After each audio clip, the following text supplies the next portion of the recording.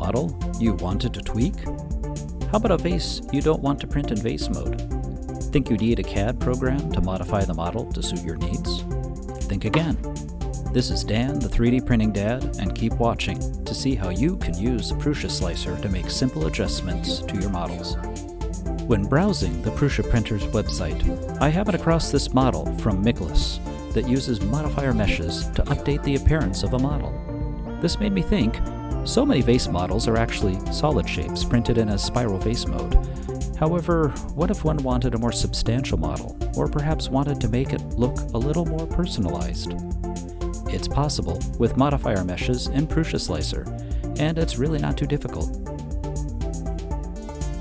Start by loading your model into PrusaSlicer as you normally would. Now, say you would like to make this vase something like a cup. Let's add a negative volume, a cylinder. By adjusting the position and size, we can hollow out the vase into a cup. To see the result, slice the print. How about we shake things up a bit and make this a decorative pencil cup that's also a conversation starter? By adding another cylinder, this time a modifier, we can adjust the perimeters to expose the infill. Of course, it's gyroid. Now, slice the model again and see the end result. Don't like how dense that infill looks? Dial it back a bit to get the desired effect. Now it's your turn.